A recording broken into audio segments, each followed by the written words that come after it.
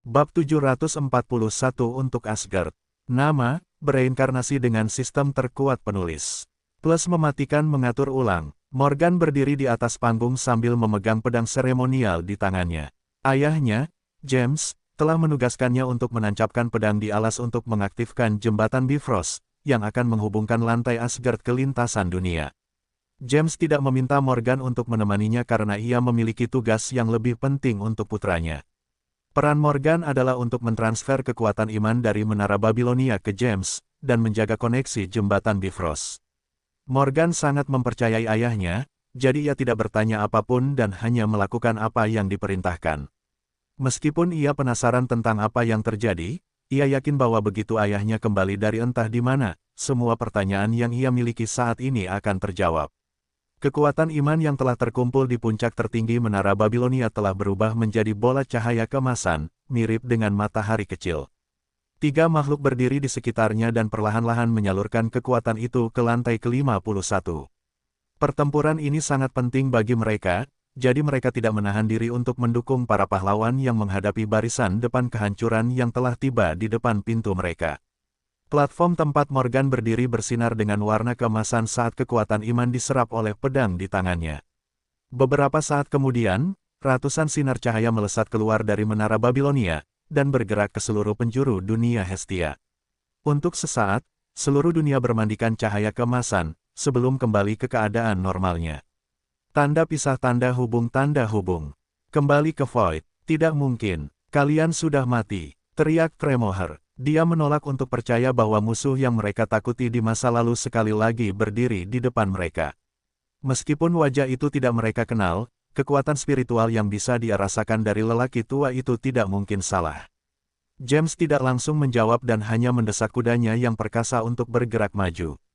Kau benar, aku sudah pernah mati sekali, jawab James, tapi aku kembali, dan aku kembali dengan penuh dendam. Kali ini, tidak akan ada ramalan yang bisa menyelamatkanmu dariku. Memangnya kenapa kalau kau kembali? Sirion mencibir, Asgard sudah terbakar abis dan duniamu hancur selamanya. Sekarang, kau hanyalah seekor anjing gelandangan tanpa pemilik. Oh, betapa hebatnya sang bapa yang agung telah jatuh. James menyingkirkan helaian rambut yang menutupi wajahnya. Setelah itu, dia mengangkat kepalanya sedikit, sebelum menjawab ejekan si raksasa. Asgard bukanlah sebuah tempat, tidak pernah ada, jawab James tegas. Itu adalah sebuah bangsa, selama api Asgard menyala di hati mereka, tempat itu akan terus ada. James mengangkat tombak perak Gungnir ke udara dan tombak itu bersinar seperti suar yang menangkal kegelapan. Asgard adalah tempat orang-orang kita berdiri, dan sekarang, izinkan aku memperkenalkan kalian kepada orang-orangku. Ratusan sinar cahaya mendarat di atas jembatan Bifrost, di belakang James. Hah, kau benar-benar seperti budak, komandan, kata Owen sambil mendesah berlebihan saat dia berjalan menuju James. Aku baru saja akan bercinta dengan istriku yang cantik dan kau memilih waktu ini untuk memanggil kami. Jika kau memanggilku semenit kemudian, aku mungkin akan muncul dengan kostum ulang tahunku. Pasti sulit menjadi suami yang diperintah istri, Dwayne terkekeh saat dia berdiri di samping Owen. Dia mengamati pasukan raksasa dan meretakkan buku-buku jarinya. Jelas, dia sedang mempersiapkan diri untuk meninju mereka hingga tak sadarkan diri. Ezio, Helen, Barbatos, Tuan Bon, Gordon, John, Shaun, dan prajurit Lon lainnya berdiri dengan bangga di sekitar komandan mereka. Sepanjang hari-hari awalnya, James telah menjelajahi dunia Hestia, mencari para Asgardian yang juga bereinkarnasi di dunia ini. Beberapa dari mereka tinggal di pelosok-pelosok Hestia, dan meskipun mereka memilih untuk tidak mengikuti James kembali ke Lon, kesetiaan mereka tetap setia kepadanya. Itulah sebabnya, ketika James memanggil mereka, mereka menjawab panggilan itu dan dibawa ke kehampaan oleh kekuatan iman. Para raksasa melirik para pendatang baru dan mendengus. Meskipun lawan mereka telah bertambah beberapa ratus, kekuatan mereka tidak menjadi ancaman bagi mereka. Hanya James, Malachai, Ella, dan Chloe yang cukup kuat untuk mengancam para demigod dan pseudo-demigod di pasukan kehancuran. Ketika James melihat ekspresi menghina para raksasa, dia menertawakan mereka dalam hatinya. Aku disebut Bapak Manusia, Gauter Kuno, dan semua Bapak.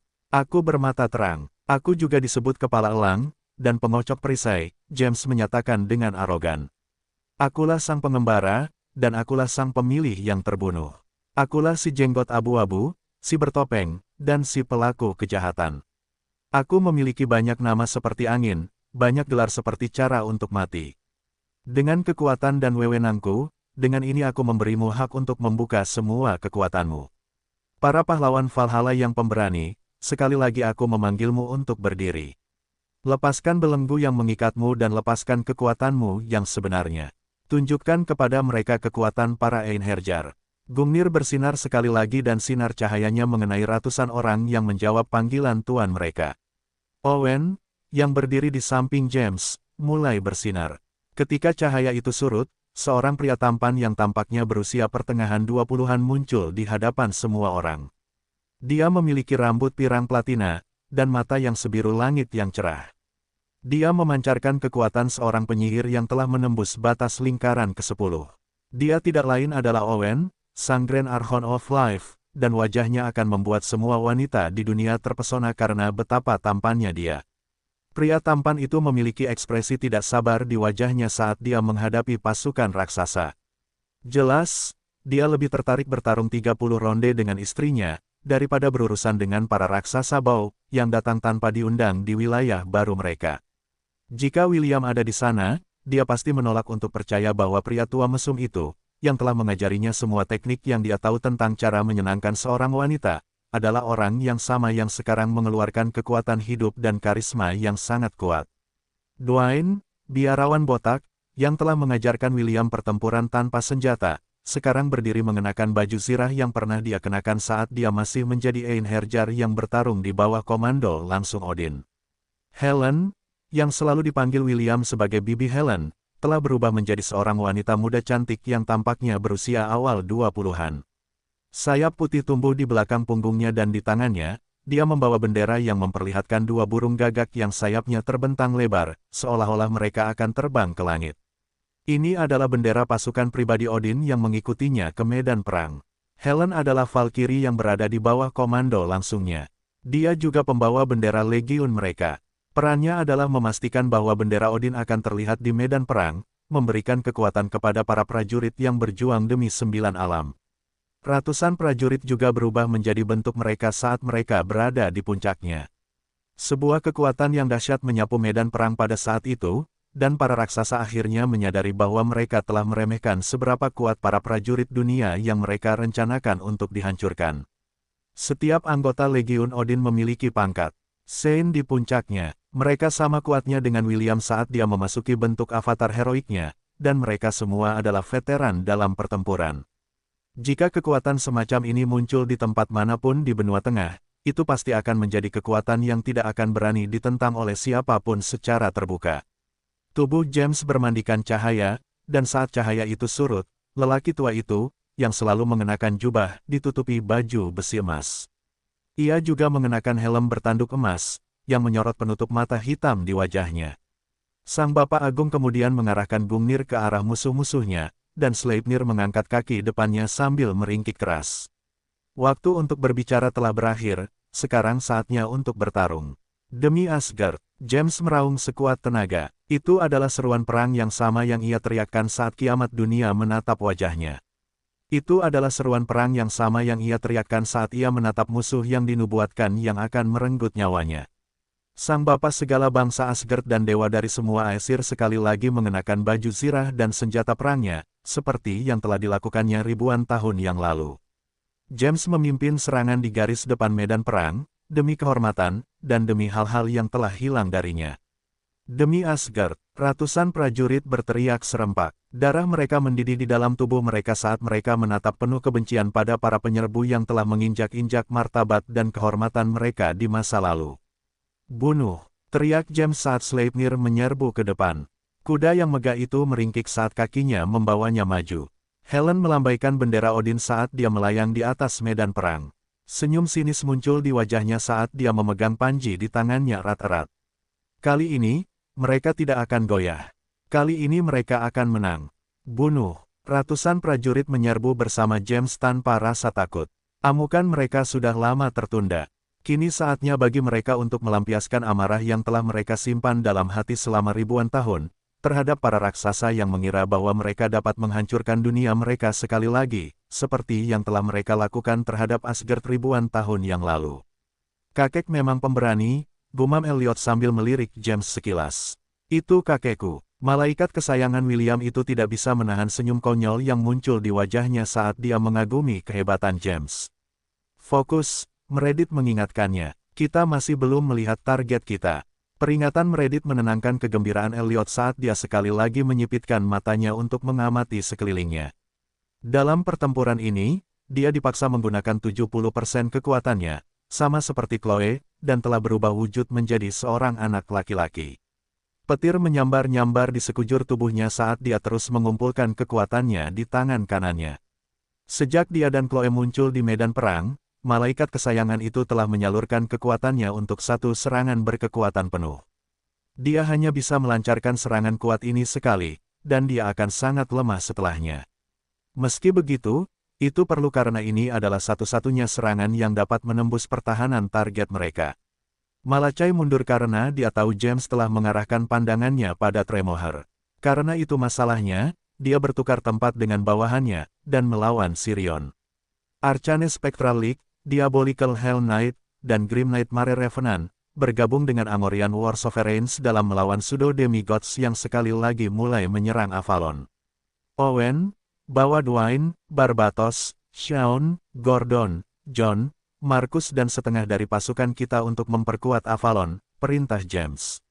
Helen, aku akan tinggal bersamamu, Komandan, setelah Helen sebelum James bisa memberinya perintah apapun. Valkyrie yang cantik itu memiliki ekspresi, aku akan tinggal bersamamu dan tidak ada yang dapat kau lakukan tentang itu, di wajahnya yang memaksa James untuk menahan perintah yang akan diberikannya.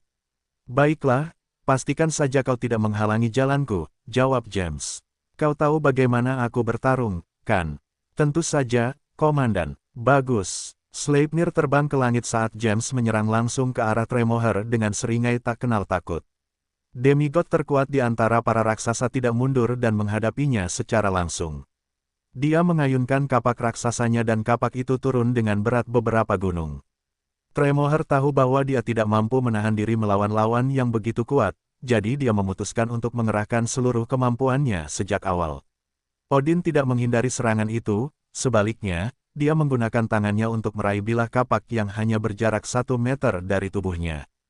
Tremoher menatap dengan tak percaya pada pemandangan yang ada di depan matanya. Dia hanya melihat Odin bertarung sebentar selama Ragnarok, tetapi dia tidak termasuk di antara para raksasa yang menghadapi Olvater dalam pertempuran besar itu. Dia mendengar bahwa Odin kuat, tetapi dia tidak tahu seberapa kuat dia. Hanya ini yang kau punya. James mencibir sambil mendorong kapak raksasa itu ke belakang. Ujung tumpul kapak perang itu mengenai kepala Tremoher, membuatnya terhuyung mundur beberapa langkah. James melompat dari punggung Sleipnir, dan meninju hidung raksasa itu, mematahkannya sepenuhnya. Meskipun ia tidak sekuat saat ia masih menyandang gelar dewa terkuat Asgard, wujudnya yang tidak tersegel masih cukup kuat untuk membuat Tremoher kehilangan semua kepercayaan dirinya dalam pertarungan melawannya. Saat ini, kekuatan James setara dengan kekuatan seorang demigod di puncaknya. Ia tidak selalu bisa menggunakan kekuatan ini karena ada batasan yang membatasinya untuk menggunakannya. Bandit Tualon itu hanya bisa membuka segel kekuatannya saat ia menghadapi pasukan kehancuran. Dikalahkan oleh lawannya, Tremoher tahu bahwa hanya masalah waktu sebelum pasukan mereka akan musnah. Saat ia dikalahkan, James dapat dengan mudah memulai pembantaian dan memusnahkan semua raksasa yang berada di bawah wilayah demigod. Aktifkan beacon sekarang, teriak Tremoher. Ini adalah cara khusus untuk memanggil bala bantuan dari pasukan utama yang dimiliki semua tim penyerbu. Ada beberapa dunia yang memiliki prajurit kuat yang dapat melawan Vanguard of Destruction.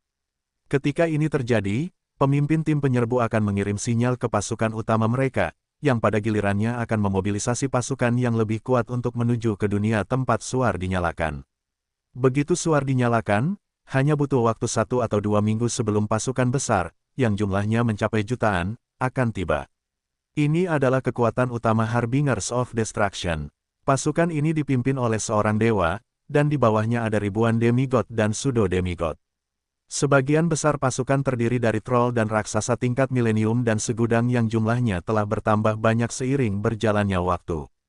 Ketika Tremoher meneriakkan perintahnya, seorang raksasa, yang berada di belakang pasukan, mengambil sesuatu dari tas di pinggangnya. Itu adalah kristal emas, seukuran bas, dan itu adalah suar yang akan memanggil bala bantuan mereka dari ujung kehampaan. Raksasa itu mengangkat tangannya dan hendak mengaktifkan kristal emas itu ketika itu dibutakan sesaat oleh kilatan cahaya singkat. Yang terjadi selanjutnya adalah suara retakan keras dari kristal yang pecah berkeping-keping. Ketika raksasa itu mendapatkan kembali penglihatannya, dia melihat seorang anak laki-laki berambut pirang, dengan tinjunya tertanam di kristal emas di tangannya. Raksasa itu meraung marah karena dia bisa tahu bahwa suar itu telah dihancurkan dalam rentang waktu singkat itu sehingga dia terganggu. Sisa-sisa kristal emas berubah menjadi bubuk kristal yang berkilauan, saat Elliot merasakan seluruh tubuhnya menjadi berat seperti timah. Karena marah, si raksasa mencengkeram Elliot dan meremukkan tubuhnya dengan kuat. Elliot menggigit bibirnya sambil menahan diri untuk tidak berteriak kesakitan. Dia telah menggunakan seluruh kekuatannya dalam serangan tunggal itu, dan dia tidak lagi memiliki kekuatan untuk melarikan diri. Aku akan membunuhmu. Si raksasa meningkatkan kekuatannya dan meremukkan tubuh Elliot. Menahan rasa sakit yang mengancam untuk mengakhiri hidupnya, Elliot mencibir si raksasa yang gagal menjalankan misinya.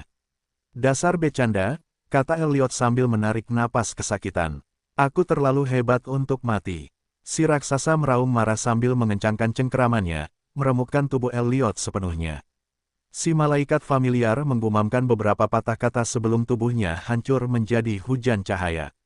Pembunuhnya tidak berhasil mendengar kata-katanya, begitu pula dengan siapapun.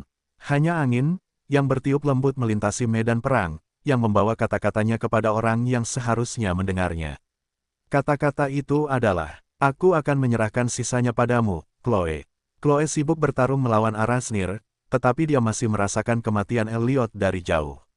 Tidak ada perubahan dalam emosinya saat dia memojokkan dewa raksasa itu dengan kemampuannya yang seperti curang. Elliot telah memberitahunya bahwa ada kemungkinan besar untuk mati dalam pertempuran ini, jadi mereka semua bersiap untuk mati saat keadaan menjadi tidak terkendali. Sebagai familiar, tuan mereka akan dapat memanggil mereka lagi setelah 24 jam berlalu. Selama mereka tidak menggunakan 100% kekuatan mereka dalam pertempuran, mereka dapat dipanggil lagi setelah durasi kematian mereka berakhir. Duel X, teriak Chloe saat Arasnir mencoba berkumpul kembali dengan Tremoher. Dia sadar bahwa ketiga dewa raksasa itu adalah kekuatan utama pasukan raksasa. Selama mereka terbunuh, sisa-sisa pasukan mereka akan menjadi mangsa yang mudah. Arasnir berteriak ketakutan saat dia sekali lagi menghadapi gadis kecil yang tinjunya bersinar dalam cahaya keemasan yang terang. Arasnir hanya bisa berteriak ketakutan saat Chloe bergerak untuk membunuh. Ini adalah kesempatan ketiga dan terakhirnya untuk menggunakan serangan terkuatnya, dan dia berencana untuk mengakhiri hidup Arasnir dengan serangan itu. Pertarungan melawan demigod tidaklah mudah. Jika bukan karena fakta bahwa dia dapat melanggar hukum yang digunakan para raksasa untuk melawannya, orang yang akan mati adalah dia. Selain itu, Arasnir bukanlah petarung yang hebat. Perannya adalah sebagai pendukung, dan dia mengkhususkan diri dalam penyembuhan. Setelah cangkang kerucut raksasa hancur, sang raksasa kehilangan keunggulannya dalam pertarungan melawan Chloe. Jika orang yang bertarung melawannya adalah Tremoher atau Sirion, peri kecil itu pasti sudah mati jauh sebelum Elliot melancarkan serangan bunuh dirinya untuk menghancurkan Beacon of the Giants. Chloe terbang seperti anak panah dan memberikan pukulan ke atas pada Arasnir. Tubuhnya yang kecil menembus rahangnya, dan langsung menghancurkan otak raksasa itu, mengakhiri hidupnya. Salah satu dari 3 demigod telah jatuh, dan Beacon mereka telah hancur. Moral para raksasa anjlok dan beberapa dari mereka bahkan mulai mundur. Bawahan James, mayat hidup Malachai, dan penguasa perang Amorian, tidak menghentikan serangan tanpa henti mereka dan memburu para raksasa yang telah memutuskan untuk melarikan diri demi hidup mereka. Gelombang pertempuran telah bergeser, dan peran mereka telah sepenuhnya terbalik. Tanda pisah tanda hubung. Berdiri di atas pedang raksasa yang tertanam di tengah Akademi Hestia, wanita cantik yang mengenakan pakaian surgawi mengamati pertempuran dari jauh. Tangannya terkepal, dan senyum terlihat di wajahnya. Jelas, dia senang dengan hasil pertempuran itu. Sayangnya, dia tahu bahwa ini hanyalah permulaan. Meski begitu, para pembela telah memberi mereka waktu yang berharga. Waktunya dapat mereka gunakan untuk membesarkan beberapa pahlawan lagi, yang akan mengangkat senjata untuk mempertahankan dunia mereka, dari pertempuran yang tak terelakkan yang akan menentukan nasib dunianya. Beberapa rantai melilit kaki raksasa itu, mencegahnya melarikan diri. Raksasa itu berusaha sekuat tenaga untuk melepaskan rantai yang mengikatnya. Beberapa rantai putus, tetapi lebih banyak lagi yang menggantikannya. Tak lama kemudian, seluruh tubuh raksasa itu tak bisa bergerak. Kabut hitam berterbangan dari tanah dan terbentuk kembali di belakang leher raksasa itu. Requiescat in pace, kata Ezio sambil dengan cepat menebas tengkuk raksasa itu dengan pedang yang dikelilingi kabut hitam. Api hitam meletus dari lukanya. Tak lama kemudian, api itu menyebar ke seluruh tubuh raksasa itu. Tak lama kemudian, jeritan penderitaan yang membekukan darah meletus dari bibir raksasa itu saat ketakutan, rasa sakit, dan keengganan melahap segalanya, bahkan tulang-tulangnya. Ratusan meter darinya, seorang raksasa berusaha sekuat tenaga untuk melarikan diri, sementara darah membasahi lukanya yang memenuhi tubuhnya. John, yang menunggangi elang raksasa, melepaskan hujan anak panah mematikan yang mengubah raksasa itu menjadi bantalan jarum. Setelah menerima beberapa luka, kecepatan si raksasa melambat. Pada saat itulah juga terdengar suara jeritan keras di medan perang. Seekor babi hutan setinggi 5 meter menabrak betis si raksasa, mematahkan tulangnya, dan membuatnya jatuh ke tanah. Yang menunggangi si babi hutan tidak lain adalah ayah Theo, Marcus. Bersama dengan rekan babi hutannya, Thunder, mereka menghancurkan kepala si raksasa sebelum berlari mengejar pembunuhan berikutnya. Catatan penulis, Theo adalah sahabat William Dillon. Owen, di sisi lain, sedang menghisap pipa sambil mengamati medan perang. Sebagai Life Grand Archon, perannya adalah memastikan bahwa mereka tidak akan memiliki korban di pihak mereka selama pertempuran. Dia dengan santai akan mengarahkan tongkatnya ke berbagai titik di kejauhan dan melemparkan penghalang di sekitarnya, dan mantra penyembuhan dan mantra pendukung lainnya pada para Asgardian yang dikonsumsi oleh nafsu darah. Serangan-serangan yang tak terkendali ini cukup kuat, tetapi karena luapan emosi balas dendam, beberapa orang Asgardian mengabaikan keselamatan mereka dan menyerang seolah-olah tidak ada hari esok. Owen tidak mencegah mereka melakukan apa yang mereka inginkan karena ia tahu bahwa mereka hanya melampiaskan perasaan-perasaan terpendam yang telah mereka pendam dalam hati mereka untuk waktu yang sangat lama. Selain itu, Owen cukup yakin bahwa tidak seorang pun dari mereka akan mati di bawah pengawasannya. Bahkan jika mereka mati, sebagai Life Grand Archon, ia akan mampu menghidupkan mereka kembali, selama waktu kematian mereka tidak lebih dari 5 menit. Hancurkan dirimu sendiri, bodoh. Gerutu Owen sambil sekali lagi mengarahkan tongkatnya ke suatu arah, membungkus salah satu rekannya dalam perisai pelindung yang kuat untuk mencegah salah satu raksasa menghancurkan mereka dengan kakinya. Orang-orang Lon mencuri buruan kita, keluh Jet sambil memanggil Sparrow yang halus, dengan lebar sayap 5 meter, untuk menyerang salah satu raksasa yang telah mereka lumpuhkan. Sparrow menjerit dan mencakar mata raksasa itu, membuatnya buta total. Kemudian ia mengitari langit, sekali, sebelum menukik turun untuk mencakar wajah raksasa itu. Berhentilah mengeluh, komentar Kate, yang telah memanggil tanaman merambat raksasa untuk melumpuhkan raksasa itu. Jika kau tidak memperhatikan musuh di depanmu, pipimu mungkin akan ditepuk keras. Io, yang telah menemani keduanya untuk menaklukkan para raksasa, memanggil beberapa tombak bumi dan melemparkannya ke dada raksasa itu. Ia adalah seseorang yang tidak suka berbicara terlalu banyak, dan merupakan yang paling tenang di antara penguasa perang Amorian yang berada di bawah kepemimpinan Kronos. Setelah melancarkan serangan terakhir yang mengakhiri hidup si raksasa, Io melihat ke kejauhan tempat teman-temannya bertarung melawan dua raksasa lainnya bersama-sama. Ayo pergi, kata Kate. Kakak berkata bahwa tak seorang pun raksasa harus selamat. Jet mengangkat tangannya dan memperbesar ukuran Sparrow yang halus itu, sehingga mereka bertiga bisa menaiki punggungnya. Setengah menit kemudian, kelompok yang terdiri dari 3 orang itu terbang di udara dan mencari raksasa yang berlari paling jauh di depan. Mereka tidak berniat membiarkan satu pun raksasa pergi karena ini adalah bagian dari misi yang diberikan Ella kepada mereka semua. Tanda pisah tanda hubung. Avalon terbang melintasi kehampaan dan melepaskan rentetan serangan sihir pada raksasa yang melarikan diri. Karena mereka hanya berada di pangkat milenium, dan tidak lagi berada di bawah perlindungan artefak Sirion dan Arasnir yang kuat, raksasa-raksasa ini hancur berkeping-keping oleh serangan sihir yang jatuh ke tubuh mereka seperti hujan.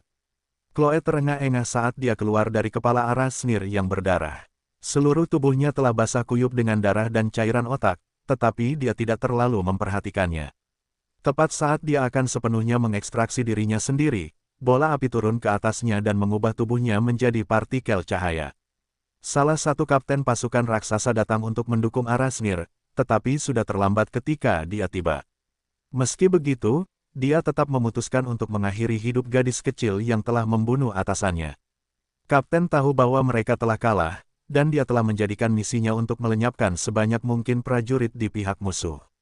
Namun, sebelum dia dapat mewujudkan tujuannya, Draugr pembunuh raksasa, yang akhirnya berhasil menyambungkan kembali bagian-bagian tubuhnya, mengiris kepala raksasa dari tubuhnya. Itu dipenuhi dengan kemarahan dan kekesalan karena para raksasa tidak hanya mencabik-cabik tubuhnya, mereka juga melemparkannya ke berbagai arah. Hal itu membuat Draugr pembunuh raksasa sangat marah, sehingga ia menebas dan menebas raksasa manapun yang ada di dekatnya. Monstrous Skeleton Sovereign memiliki pendapat yang sama dengan rekannya, dan saat ini sedang melakukan pembunuhan massal di antara para Millennial Giant yang lebih lemah yang mulai lari dari medan perang. Kalian hanya menunda hal yang tak terelakkan, kata Tremoher sambil berlutut di tanah, sambil menutup lubang menganga di dadanya dengan tangannya.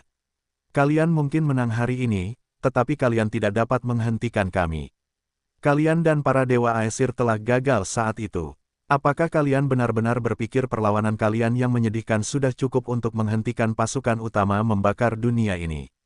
Naif. Tremoher tahu bahwa hidupnya sudah mendekati akhir, jadi ia memutuskan untuk menggunakan sisa kekuatan hidupnya untuk mengejek James dan usahanya yang menyedihkan dalam perlawanan. James tidak mengiyakan atau menolak kata-kata Tremoher karena ada benarnya. Ia tidak sekuat dulu, dan ia sangat menyadari betapa kuatnya pasukan penghancur. Memang, dalam menghadapi pasukan utama, yang dipimpin oleh Dewa Penghancur sendiri, perlawanan mereka memang menyedihkan. Namun, James tidak pesimis dengan peluang mereka. Jangan khawatir, kata James sambil menatap raksasa yang sekarat di depannya. Jika, dan ketika, pasukan utamamu tiba, aku akan secara pribadi mengirim rekan-rekanmu ke neraka untuk menemanimu. Manusia fana yang delusi, aku akan menertawakan kematianmu yang menyedihkan dari neraka. Tertawalah sebanyak yang kau mau, tapi aku tidak akan masuk neraka. James mencibir raksasa yang matanya melotot padanya dengan kebencian. Aku terlalu hebat untuk berbagi tempat kotor itu denganmu, dan teman-temanmu yang bau, kata James sambil melemparkan Gungnir ke dahi raksasa itu, akhirnya mengakhiri hidup para demigod. Sleipnir meringkik saat menyenggol James menggunakan sisi wajahnya.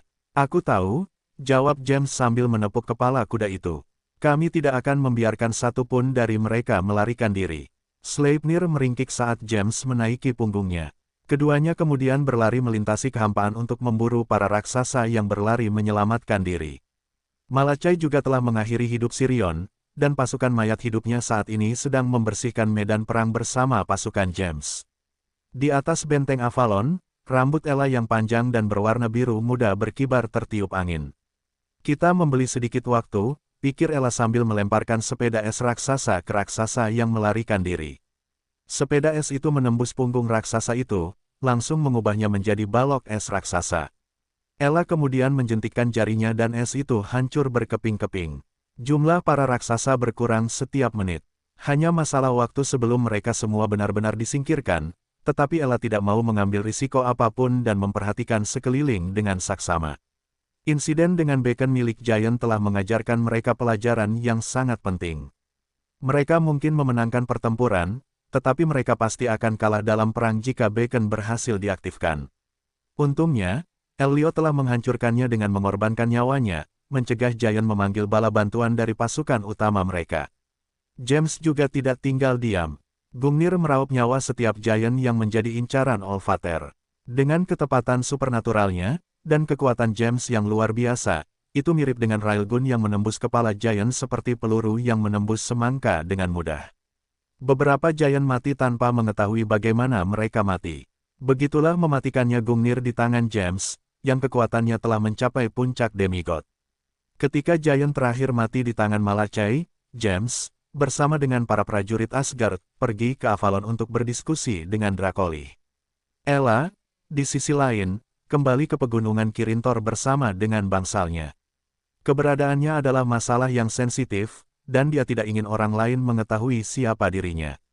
James mungkin satu-satunya yang memiliki firasat tentang siapa dirinya, tetapi bahkan dia sendiri tidak yakin 100% tentang hal itu.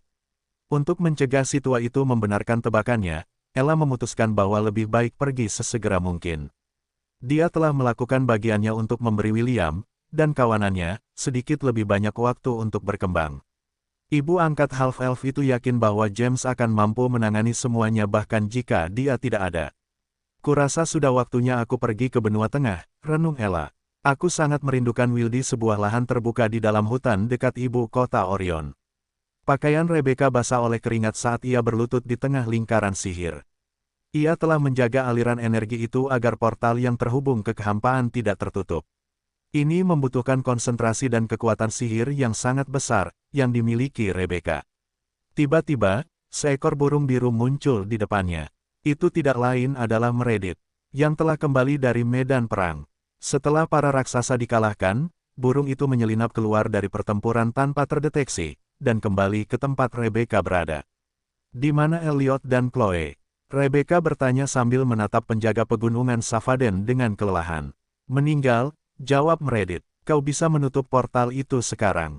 Seolah-olah ia telah diberi pengampunan kerajaan, Rebecca menghela napas lega saat ia berhenti menyalurkan energi sihirnya ke dalam formasi yang terukir di sekitar lahan terbuka itu. Begitu ia berhenti mengisi susunan sihir itu dengan mananya, Rebecca merasa pusing dan hampir jatuh ke tanah. Untungnya, Meredith ada di sana untuk mendukungnya dan mencegahnya kehilangan kesadaran. Setelah memberinya beberapa menit untuk mengatur napas, Meredith menjelaskan semua yang terjadi di Void, yang membuat Rebecca terkesiap tak percaya. Dia tidak percaya bahwa malaikat familiar telah menyeretnya dan Meredith untuk berpartisipasi dalam perang yang mempertaruhkan nasib dunia. Apa yang harus kita lakukan selanjutnya?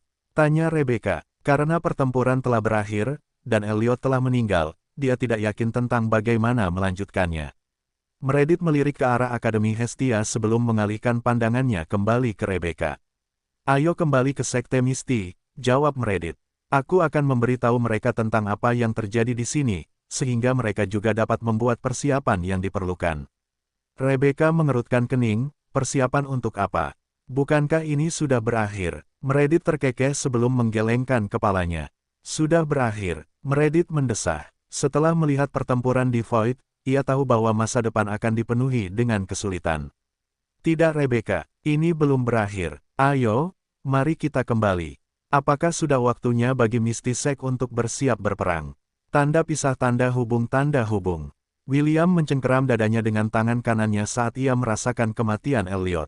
Ini bukan pertama kalinya ia merasakan sensasi ini, karena anglik familiarnya telah mati beberapa kali ketika ia membawa mereka ke Dungeon of Atlantis untuk berlatih. Meski begitu, itu adalah perasaan yang sangat menyakitkan. Elliot bukanlah familiar biasa, ia adalah bagian dari jiwa William. Setiap kali Elliot dan Conan meninggal, William merasa bahwa jiwanya sedang terkoyak. Untungnya, perasaan menyakitkan ini akan hilang setelah 1 atau 2 jam. Melihat ekspresi sedihnya, Putri Sidoni dan Chiffon buru-buru menopang tubuhnya. Mereka tidak tahu apa yang terjadi pada William karena William memejamkan mata, dan butiran keringat mulai terbentuk di dahinya. Will, kamu baik-baik saja? Tanya Chiffon. Putri Sidoni mengamati ekspresi William dan mengusap punggungnya dengan tangannya. Apa yang terjadi? William menarik napas dalam-dalam beberapa kali sebelum menjawab pertanyaan istrinya. Elliot meninggal, jawab William. Aku tidak tahu bagaimana dia meninggal. Yang ku tahu dia meninggal. Sebelum Elliot meninggalkan akademi, dia telah memberitahu William bahwa dia mungkin pergi selama beberapa hari untuk menemani Chloe bertamasya. William tidak terlalu memikirkannya saat itu dan membiarkan malaikat familiarnya bertindak sesuai keinginannya. Chloe kuat, jadi dia tidak khawatir tentang keselamatan Elliot. Dia lebih khawatir bahwa familiarnya yang suka mengejar Rock akan menyinggung guru keenamnya dan dipukul hingga tak sadarkan diri. Tiba-tiba, bayangan hijau muncul di depan William. Seorang elf cantik, dengan sayap bak peri yang terbentang lebar di belakang punggungnya, menatap William dengan ekspresi serius di wajahnya. Apakah Elliot mati? Tanya Celeste. Ada sedikit kecemasan dalam suaranya saat dia menunggu William menjawab pertanyaannya. William mengangguk. Ya, dia pergi bertamasya. Dengan Chloe, Celeste tidak memberi William kesempatan untuk menyelesaikan kalimatnya, dan menceritakan kepadanya tentang kematian Chloe. Chloe dan Elliot sudah mati, tetapi melihat ekspresi kami, sepertinya Elliot meninggal sebelum Chloe, kata Celeste setelah membuat pernyataan rasional. Chloe memang menyebutkan bahwa dia akan pergi jalan-jalan selama beberapa hari, tetapi dia tidak memberitahu saya kemana dia pergi. William mengerutkan kening. Hanya sedikit makhluk yang bisa membunuh Chloe.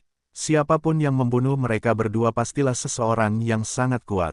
Celeste mengangguk setuju. Sejak Chloe lahir, dia hanya pernah mati satu kali. Itulah sebabnya elf cantik itu tahu bahwa familiarnya telah mati karena sensasi yang sama yang dia rasakan saat itu. Akan tetapi, seperti yang dikatakan William, hanya ada sedikit makhluk yang dapat mengancam nyawa familiarnya. Satu-satunya saat Chloe tewas adalah ketika ia menantang Tarasque dalam duel beberapa tahun yang lalu. Kita akan tahu jawaban yang kita inginkan setelah 24 jam, komentar William. Aku hanya berharap mereka tidak menyinggung seseorang yang menyimpan dendam.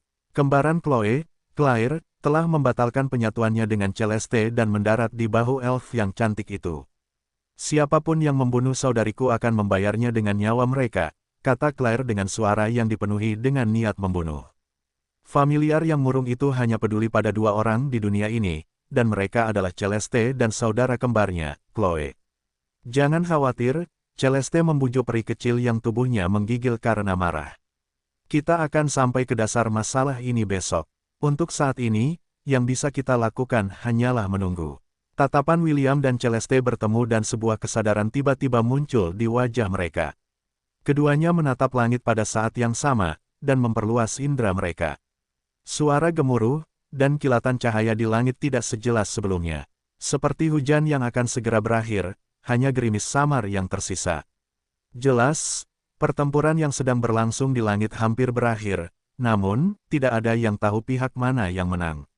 Alasan William meninggalkan kamarnya adalah untuk mengunjungi Shannon di kuil. Namun sekarang, dia tidak lagi ingin melakukannya. Dia memfokuskan pandangannya ke langit seolah mencoba mengintip melalui jalinan waktu dan ruang. Sayangnya, dia tidak memiliki kemampuan untuk melakukan itu, jadi dia hanya bisa mendesah dalam hatinya saat dia melihat lampu-lampu yang berkedip-kedip di langit, yang kecerahannya semakin redup setiap menit yang berlalu. Tanda pisah tanda hubung. Di dalam kuil yang terletak di sebelah timur Akademi Hestia, kuas Shannon menari di atas kanvas.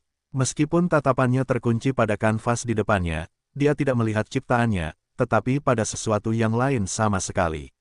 Matanya bersinar dengan kekuatan saat dia melihat peristiwa yang terjadi di Passage of the Worlds.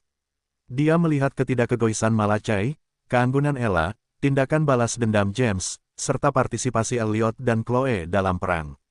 Shannon telah menangkap semua peristiwa ini di 3 kanvas yang mengelilinginya.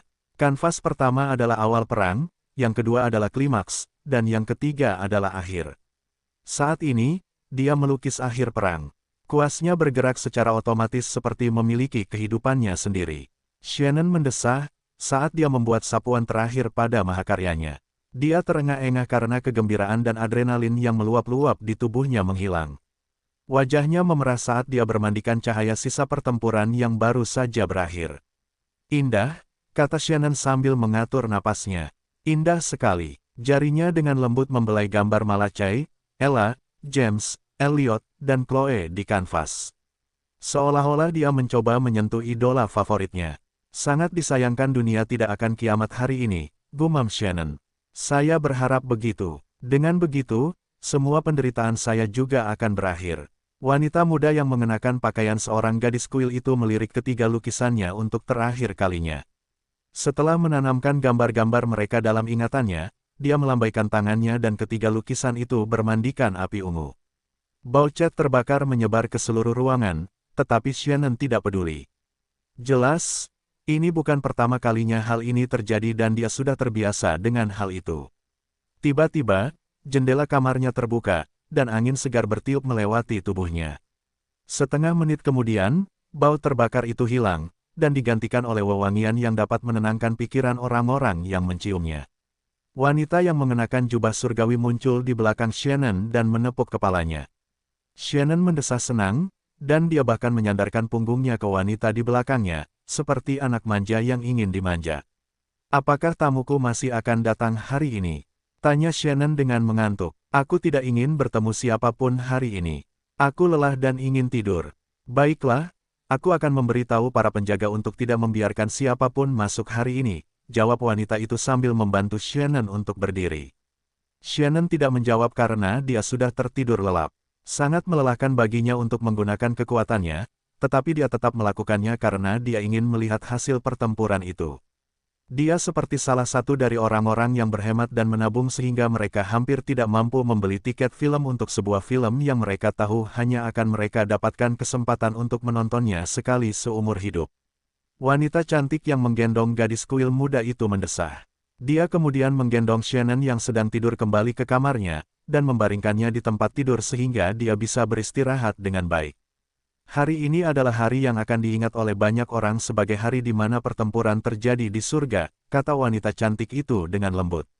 Ancaman dari luar telah ditangani untuk saat ini, tetapi pergumulan internal baru saja akan dimulai. Wanita itu mendesah saat dia berjalan keluar dari kamar tidur Shannon dengan ekspresi sedih di wajahnya. Dia menatap wanita yang sedang tidur itu sekali lagi sebelum dia menghapus semua jejak dari apa yang telah terjadi di dalam kamarnya. Setelah itu selesai, dia menatap ke suatu tempat di kejauhan. Setelah menemukan targetnya, dia menatap orang itu selama 1 atau 2 menit, sebelum menggelengkan kepalanya dengan tak berdaya.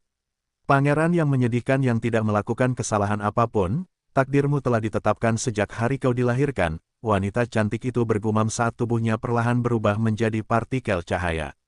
Melalui keinginan alam semesta, kau sekali lagi terlahir kembali, untuk dipermainkan oleh takdir, kau akan menertawakannya dengan hina. Tawa kecil yang jenaka terbawa angin, seolah-olah menyetujui gumaman wanita itu. Mungkin butuh waktu setahun, mungkin butuh waktu sehari, sebuah suara yang dipenuhi dengan keyakinan berkata dari tempat yang diselimuti kegelapan, tetapi apa yang seharusnya terjadi akan selalu menemukan jalannya. Sehari telah berlalu sejak fenomena surgawi menggemparkan seluruh dunia. Ketika cooldown pemanggilan familiar berakhir, William segera memanggil Elliot untuk menanyakan bagaimana ia meninggal. Celeste juga ada di sana karena masih ada waktu setengah jam sebelum Chloe dapat dipanggil juga. Sama seperti William, ia juga ingin mencari tahu akar permasalahannya, dan mencari tahu alasan di balik kematian kedua familiar itu selama perjalanan mereka. Elliot menggaruk bagian belakang kepalanya saat William dan Celeste menatapnya dengan ekspresi serius. Ini mungkin agak memalukan untuk dikatakan, tetapi Chloe dan aku meninggal ketika kami memakan jamur aneh selama perjalanan kami, jawab Elliot dengan nada canggung. Ketika kami mengetahui bahwa jamur itu beracun, semuanya sudah terlambat. Karena aku lebih lemah dari Chloe, akulah yang meninggal lebih dulu. Ia mungkin meninggal beberapa waktu kemudian. William dan Celeste menatap Elliot dengan ekspresi ragu di wajah mereka. Mereka tidak percaya bahwa kedua familiar itu meninggal hanya karena memakan jamur. Seperti apa rupa jamur itu? Tanya William. Jamur putih bersih, jawab Elliot dengan cepat. Ukurannya sebesar kepala manusia dan terlihat sangat lesat. Chloe dan aku memanggang beberapa jamur dan memakannya. Awalnya, kami tidak merasakan apa-apa. Namun, begitu kami melanjutkan perjalanan, kami merasakan nyeri dada dan perut yang hebat. Celeste, yang mendengarkan penjelasan Elliot, mengerutkan kening. Kau bilang itu jamur putih murni, kan? Celeste bertanya, apakah jamur itu memiliki ciri-ciri lain yang mencolok? Elliot menggelengkan kepalanya, itu hanya jamur putih murni. Sama seperti jamur yang dijual di pasar di kota Orion. Satu-satunya perbedaan adalah jamur ini lebih besar. Sebesar kepala manusia dewasa. Celeste menganggukkan kepalanya. Kurasa mereka tidak sengaja memakan jamur White Deathcap, kata Celeste sambil melirik William. Jamur itu memiliki banyak kesamaan dengan jamur yang bisa dimakan. Satu-satunya perbedaan adalah jamur itu lebih besar. Meskipun aku tahu Chloe sering mengambil sesuatu secara acak untuk dimakan selama perjalanannya, aku tidak menyangka dia akan mati karena memakan jamur. William menyilangkan lengan di dada sambil menatap familiar yang tampak malu di depannya. Elliot selalu memasang ekspresi percaya diri di wajahnya, tetapi sekarang, familiar itu tersipu malu. Kekeke, tidak kusangka kau akan mati karena jamur. Lucu sekali. Conan tertawa terbahak-bahak sambil menepuk bahu Elliot. Elliot menggaruk kepalanya, ya. Itu cara mati yang sangat memalukan. Itu tidak akan terjadi lagi. Setelah mengajukan beberapa pertanyaan lagi kepada Elliot, Celeste pergi dan kembali ke tempat tinggalnya. Ia ingin menginterogasi Chloe dan melihat apakah pernyataannya sesuai dengan pernyataan Elliot. Itulah satu-satunya cara untuk memastikan apakah malaikat familiar itu berkata jujur atau tidak. Setengah jam kemudian, Chloe dipanggil, dan ia mengatakan hal yang mirip dengan apa yang dikatakan Elliot.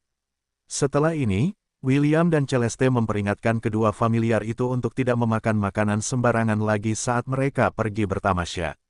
Tanda pisah tanda hubung. Beberapa jam kemudian, Elliot dan Chloe diam-diam bertemu di kota Orion. Malaikat familiar itu bertanya tentang semua yang terjadi setelah ia meninggal. Sayangnya, Chloe terlalu sibuk bertarung dengan Arasnir sehingga ia tidak memperhatikan pertempuran lain di sekitarnya.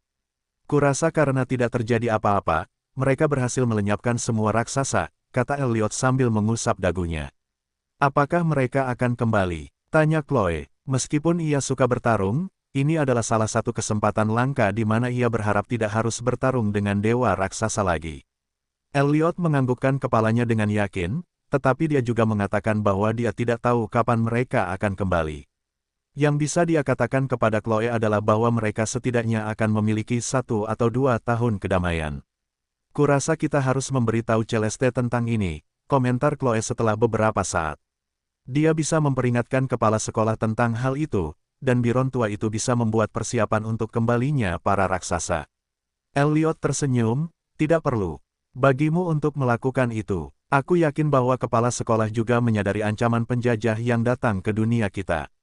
Jika dia memiliki sarana untuk melakukan perjalanan ke kehampaan, aku yakin dia mungkin juga ada di sana selama pertempuran. Ah, itu mengingatkanku. Bagaimana kamu tahu tentang ini?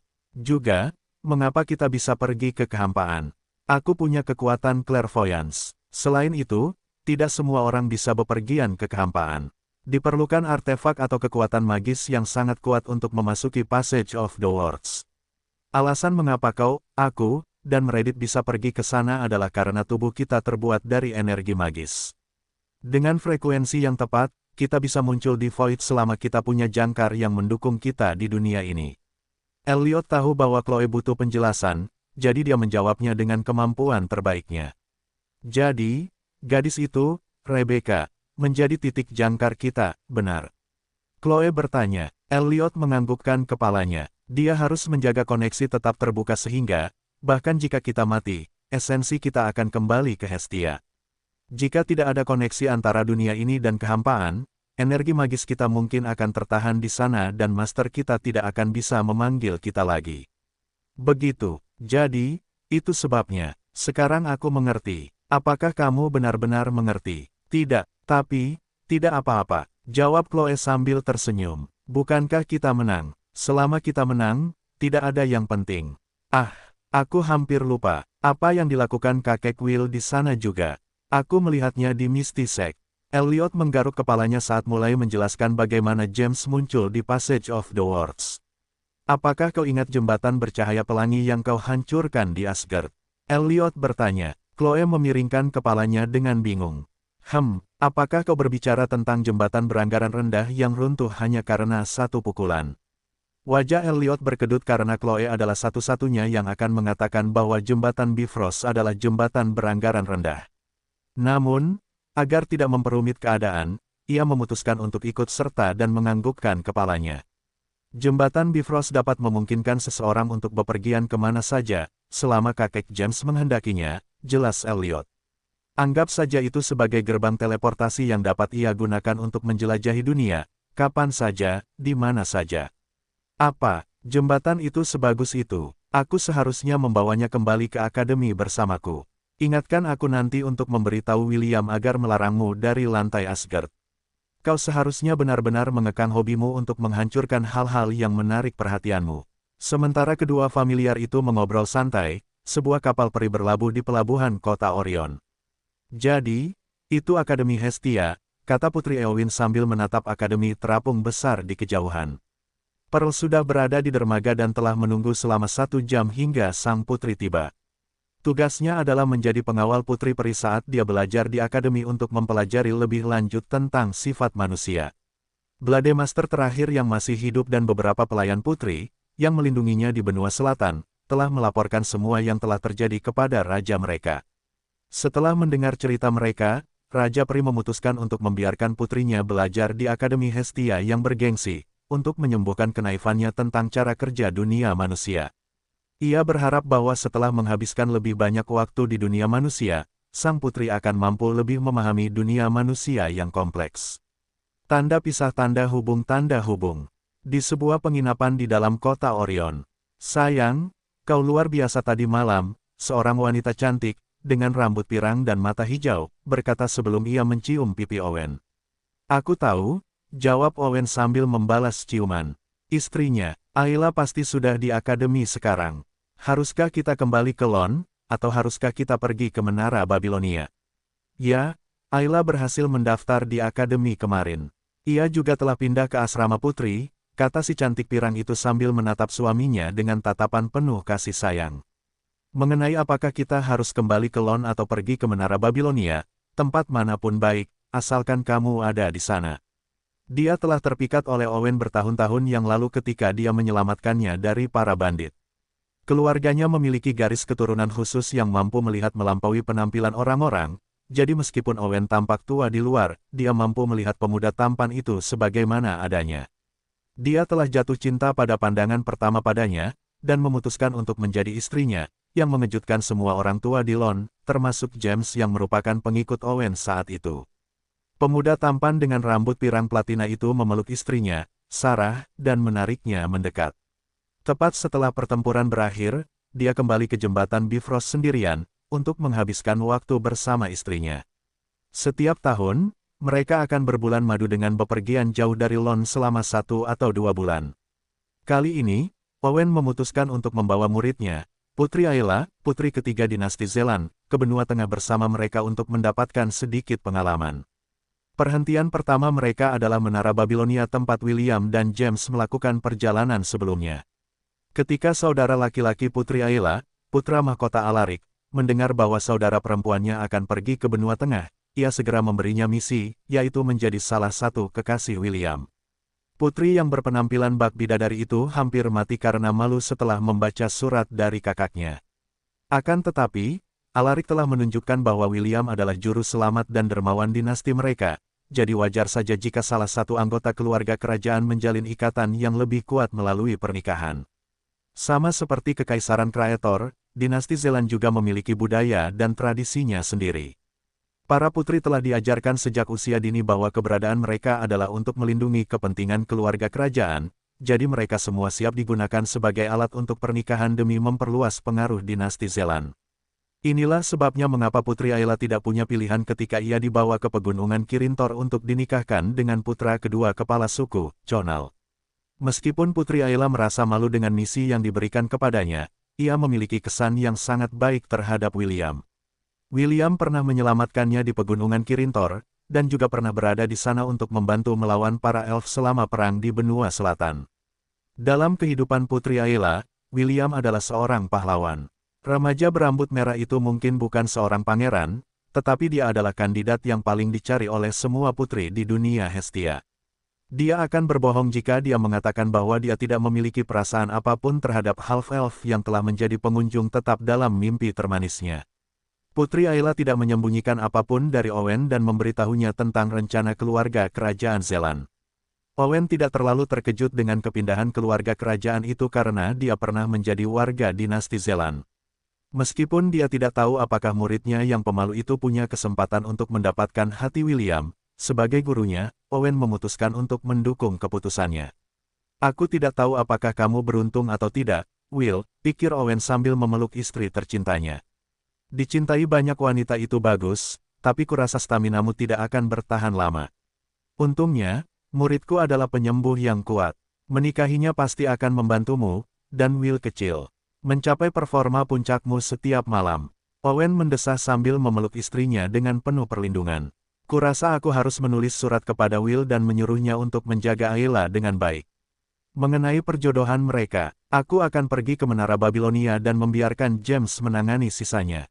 Mengenalnya, aku yakin dia akan lebih dari senang untuk menerima wanita cantik lain sebagai calon istri cucunya untuk memperluas garis keturunannya.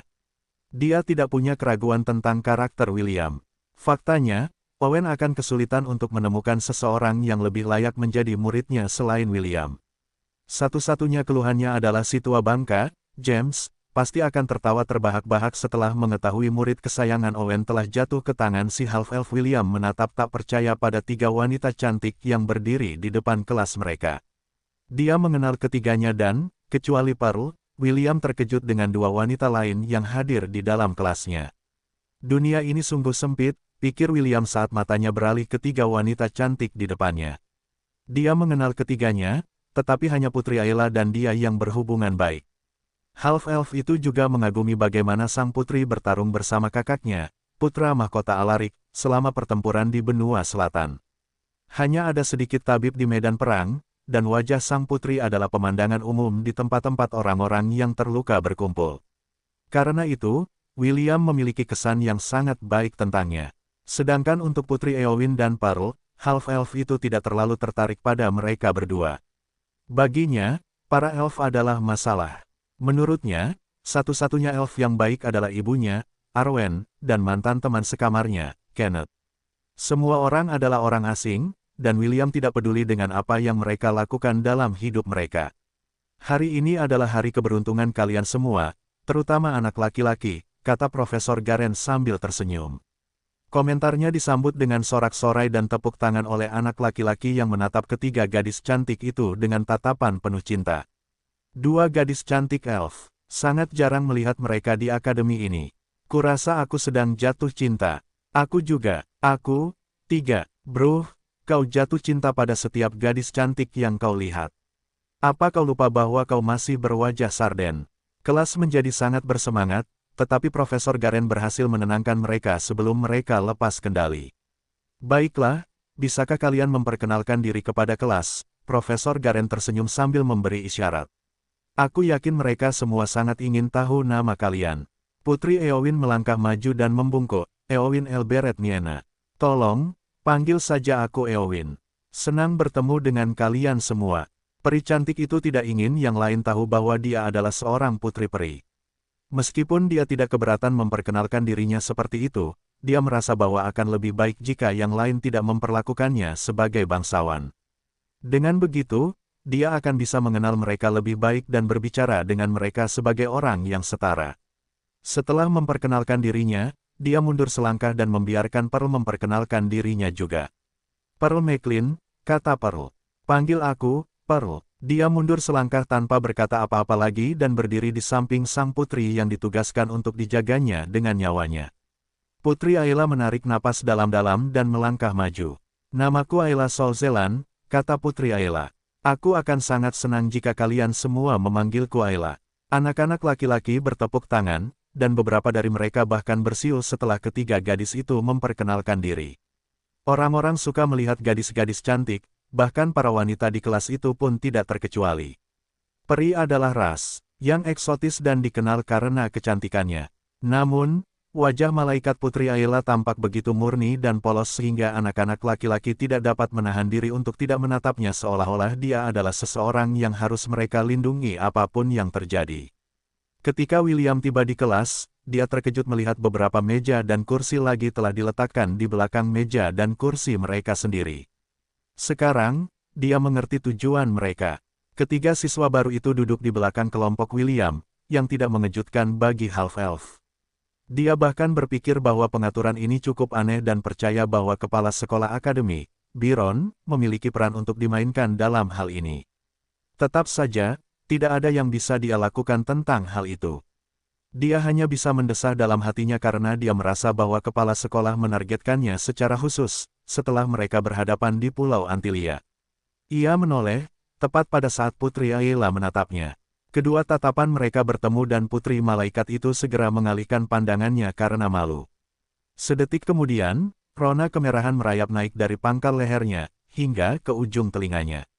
Anak laki-laki yang melihat ini langsung melotot ke arah William dan menjadikannya musuh publik nomor 1 mereka.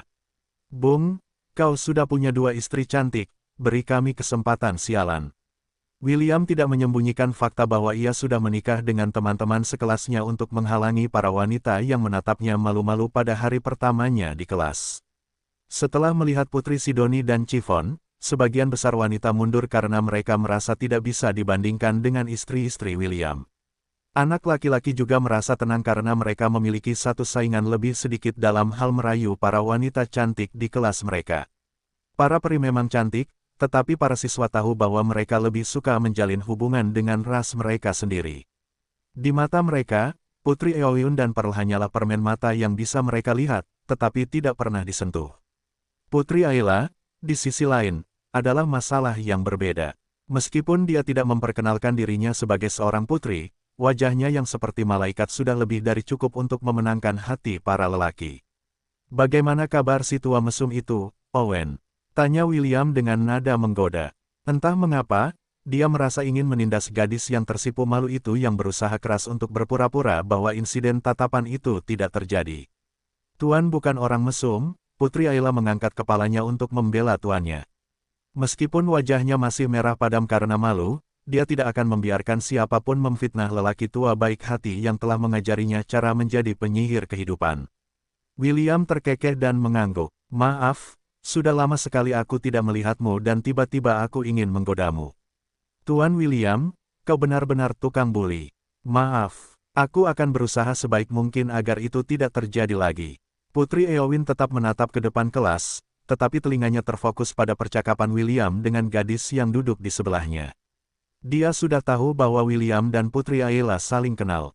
Dia bahkan berharap Putri Ayla bisa membantunya mendekati William, sehingga dia bisa meminta maaf atas apa yang terjadi di benua selatan. Meskipun dia seorang putri, otoritasnya dalam ekspedisi tidak cukup untuk membalikkan situasi umum. Dia hanya seorang pengawas, dan para peri hanya memberinya muka karena garis keturunannya. Putri Eowyn sudah menduga bahwa William tidak akan memperlakukannya dengan baik, tetapi dia tetap merasa kesal dengan perlakuan dingin yang diberikan oleh half-elf itu. Meskipun begitu, dia menahannya. Dia tahu bahwa mereka berdua tidak bisa langsung menjadi teman, setelah apa yang terjadi di benua selatan. Yang terbaik yang bisa dia lakukan adalah menutup celah itu sedikit demi sedikit, dan mencoba memenangkan pengampunan dari putra gurunya. Lady Arwen telah meyakinkan murid kedua bahwa, meskipun William adalah tipe yang menyimpan dendam, dia juga mampu memaafkan orang lain. Putri Eowyn tidak berharap untuk melihat William di akademi, tetapi dia menganggap bahwa ini adalah cara kerja takdir agar dia bisa menebus dosa-dosa yang telah dia lakukan di masa lalu. Pearl, di sisi lain, melirik sekilas ke half-elf yang telah menculik adik perempuannya. Dia masih belum lupa bahwa William telah memanggil bawahannya untuk menyerangnya. Sejak saat itu, Pearl tahu bahwa tidak mungkin dia bisa mengalahkan William dalam konfrontasi langsung. Untuk saat ini, dia bersedia menunggu. Menunggu kesempatan yang sempurna untuk muncul ketika dia bisa bernegosiasi dengan half-elf, dan membebaskan adiknya dari kendalinya, sekali dan untuk selamanya 2 hari berlalu sejak Putri Eowyn, Pearl, dan Putri Ayla bergabung dengan kelas William di Akademi Hestia. Ketiga gadis itu dengan mudah menjadi teman baik dengan teman-teman sekelas baru mereka, terutama para lelaki yang sangat menginginkan mereka. Saat William hendak meninggalkan kelas, dia memastikan untuk memandang para lelaki itu dengan jijik, sementara para lelaki itu menatapnya dengan jijik. Si peri setengah itu menatap teman-teman sekelasnya dengan tatapan, "Tolong, aku sudah menikah. Aku tidak seperti kalian para lelaki lajang yang sangat menginginkan wanita," sementara para lelaki di kelasnya menatapnya dengan tatapan, "Kalian sudah menikah dan masih saja memperebutkan kasih sayang gadis-gadis cantik. Pulanglah dan peluk istri kalian dan tinggalkan kami para lajang sialan." William hanya bisa menggelengkan kepalanya melihat makhluk-makhluk yang putus asa itu, dan meninggalkan kelas untuk menangani urusan penting. Kenneth ingin mengikuti William, tetapi dia juga diberi tugas untuk menjaga Putri Eowyn selama dia tinggal di akademi. Untuk sementara waktu, peri berambut perak itu memutuskan untuk menemani sang putri sampai dia terbiasa dengan kehidupan akademi. William tidak akan pergi kemanapun dalam waktu dekat, jadi Kenneth memutuskan untuk memastikan tidak ada insiden yang terjadi pada Putri Peri, yang sedang belajar di tanah manusia untuk pertama kalinya dalam hidupnya. "Tuan William," sebuah suara memanggil dari belakang half-elf dan yang terakhir menoleh untuk melihat siapa itu. Ayla, William tersenyum ketika dia melihat sosok yang dikenalnya berlari mengejarnya. Yang terakhir telah menyuruhnya untuk merahasiakan identitasnya. Karena itu, remaja berambut merah itu memutuskan untuk memanggilnya dengan nama depannya. Dia adalah murid Owen, dan lelaki tua mesum itu telah memperlakukannya dengan baik di Lon. Bahkan jika yang terakhir tidak mengiriminya surat yang menyuruhnya untuk menjaga Ayla, Half-Elf itu dengan senang hati menjaga seorang kawan yang telah bertempur bersamanya selama perang di benua selatan. Ada apa? Apakah ada anak laki-laki di kelas yang menindasmu? Beritahu aku nama mereka, dan aku akan memastikan untuk menggantung mereka terbalik di depan asrama perempuan tanpa mengenakan pakaian. Wajah Putri Ayla memerah saat mendengar perkataan William. Ia langsung menggelengkan kepalanya, memberitahu Half-Elf itu bahwa ia keliru. Teman-teman sekelasku memperlakukanku dengan sangat baik, kata Putri Ayla. Hanya saja, aku masih belum tahu banyak tentang akademi. Bisakah kau mengajakku berkeliling? Putri Ayla pernah bertanya kepada istri Owen, Sarah, tentang bagaimana ia bisa menjalin hubungan dekat dengan William di akademi. Sarah juga seorang wanita muda yang sangat berbakat, dan meskipun ia tidak dianggap jenius, ia tetap menjadi salah satu yang terbaik di kelasnya. Saat ia masih belajar di Akademi Kerajaan Zelan. Karena itu, dia menyadari bagaimana para wanita bangsawan kerajaan mencoba menjembatani kesenjangan antara pria yang mereka sukai. Sarah telah memberikan beberapa tips kepada Putri Ayla, dan sang putri memutuskan untuk menggunakan salah satunya untuk mencairkan suasana antara dirinya dan William. Aku ingin mengajakmu jalan-jalan, jawab William, tetapi, aku ada urusan hari ini. Bagaimana kalau aku merekomendasikanmu kepada seseorang yang dapat dipercaya? William mengangkat tangannya dan sebuah lingkaran sihir terbentuk di udara. Conan, aku memilihmu. Familiar iblis itu muncul dan buru-buru melihat sekelilingnya. Jelas, dia sedang diawasi oleh peri kecil tertentu yang sangat ingin melakukan pemeriksaan fisik padanya. Apakah Claire sudah meninggalkan akademi untuk melakukan misi? Tanya Conan. William menggelengkan kepalanya. Jangan khawatir, dia bersama Profesor Celeste sekarang.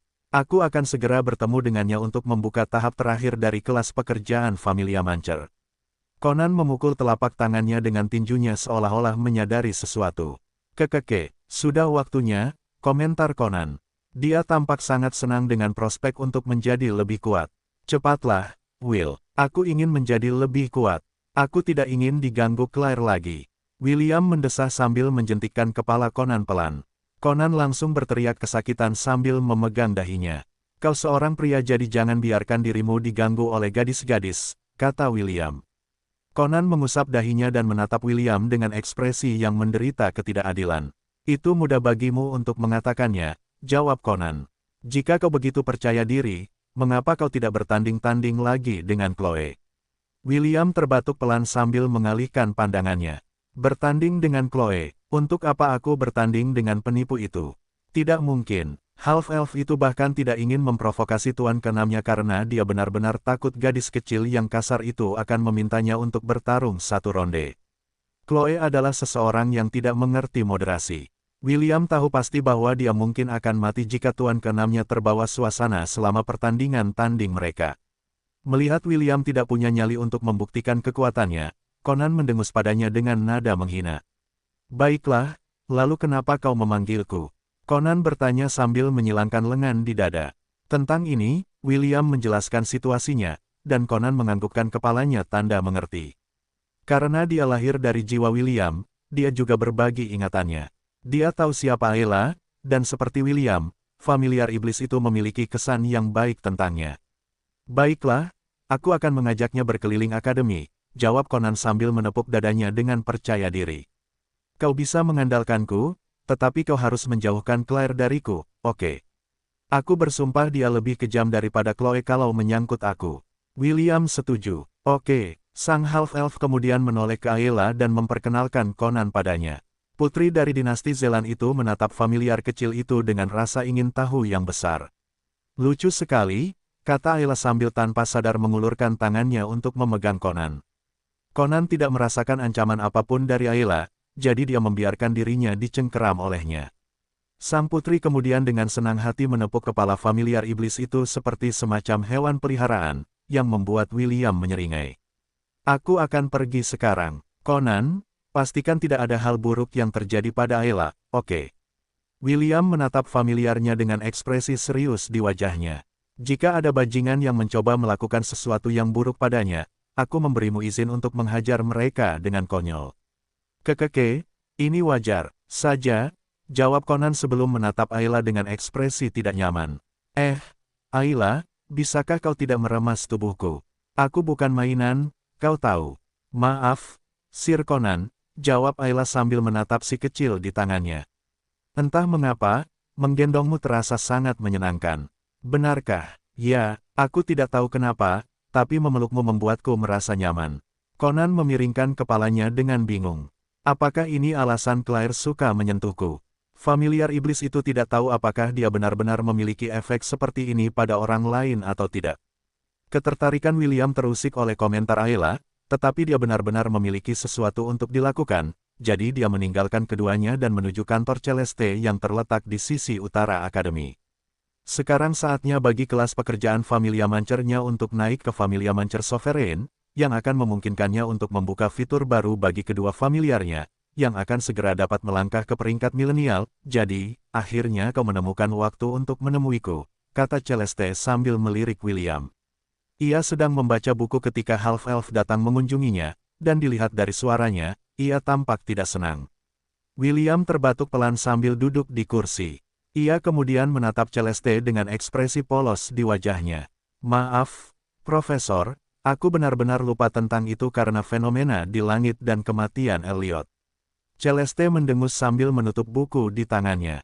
Ia menatap William dengan pandangan menghina sebelum menyingkirkan bukunya. Elf cantik itu tidak mau mengakuinya, tetapi ia telah menunggu William untuk menemukannya dan bertanya bagaimana cara memajukan profesinya selama beberapa waktu sekarang. Karena kau sudah di sini, jangan buang-buang waktu dan bahas detail kenaikan jabatanmu. Celeste melambaikan tangannya dan seberkas cahaya keemasan melesat ke tengah dahi William. Segera, sebuah proyeksi muncul di antara mereka berdua. Di dalamnya terdapat sebuah tablet yang berisi beberapa rune yang ditulis dalam bahasa kuno. Celeste membaca informasi tersebut dengan penuh minat. William, yang tidak tahu apa kata-kata yang tertulis di tablet tersebut, meminta sistem untuk menerjemahkannya untuknya. Optimus telah meneliti semua bahasa di Hestia.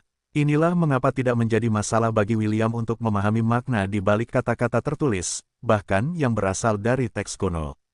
Tanda pisah tanda hubung. Kurang dari persyaratan Ascension lebih besar dari. Kurang dari Dungeon Core Essence lebih besar dari. Kurang dari Dungeon harus memiliki 60 lantai ke atas. Apapun di bawah 60 lantai tidak akan mengaktifkan persyaratan Ascension. Lebih besar dari. Tanda pisah tanda hubung.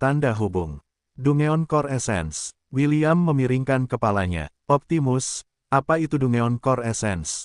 Kurang dari Dungeon Core Essence adalah jenis energi yang hanya dapat diekstraksi dari Dungeon Core. Anda dapat menganggapnya sebagaimana Dungeon Core. Mengekstraksi semuanya akan menyebabkan Dungeon berhenti memunculkan monster. Meskipun Dungeon tidak akan mati, ia akan membutuhkan beberapa tahun sebelum mulai berfungsi seperti Dungeon yang sebenarnya lagi. Lebih besar dari. William menganggukkan kepalanya tanda mengerti. Ia kemudian menyadari bahwa persyaratan ini pasti karena Elliot dan Conan lahir dari dua inti Dungeon yang telah diserapnya di masa lalu, serta pecahan jiwanya. Karena mereka awalnya adalah inti Dungeon, mereka membutuhkan Dungeon Core Essence untuk menjadi lebih kuat. William mengusap dagunya. Celeste, yang juga telah selesai membaca informasi tersebut, menerjemahkannya untuk William. Ia tidak tahu bahwa Half-Elf itu sudah mengetahui persyaratannya, dan hanya memikirkan cara untuk menemukan Dungeon yang memiliki 60 lantai ke atas, untuk meningkatkan kekuatan kedua familiarnya.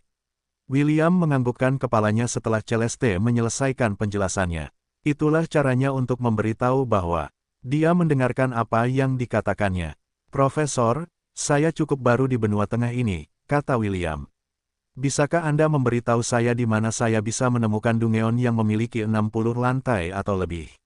Anda tampak sangat percaya diri, komentar Celeste setelah melihat William tidak menunjukkan sedikit pun kekhawatiran di wajahnya setelah mendengar persyaratan yang dibutuhkan untuk menaikkan pangkat profesinya. Selama saya tidak berhadapan dengan Dungeon dengan 100 lantai, saya yakin saya bisa mengatasinya. Itu hanya 60 lantai. Bukan masalah besar, ya. Saya yakin bahwa dibandingkan dengan Menara Babilonia, Dungeon dengan 60 lantai hanyalah jalan-jalan di taman bagi Anda. William hanya tersenyum mendengar komentar Celeste dan tidak mengatakan apapun lagi. Pikirannya kemudian melayang ke dua Dungeon yang dikenalnya. Saya tidak akan bisa menyelesaikan Dungeon Atlantis dalam waktu dekat, pikir William. Di sisi lain, Gua Meraj hanya memiliki 50 lantai. Ini tidak sesuai dengan persyaratan yang dibutuhkan untuk meningkatkan profesiku. Sebelum meninggalkan Akademi Silverwind, William telah menyelesaikan Dungeon yang terletak di kota Silverwind. Satu-satunya masalah adalah Gua Meraj hanya memiliki 50 lantai. Jika persyaratannya sedikit lebih rendah, dia dapat dengan mudah melakukan perjalanan menuju ke Kekaisaran Kreator menggunakan kelas pekerjaan Pangeran Petirnya, dan kembali ke Akademi Hestia menggunakan Soleil. Profesor, apakah Anda tahu ada ruang bawah tanah yang memenuhi persyaratan yang dibutuhkan untuk meningkatkan profesiku?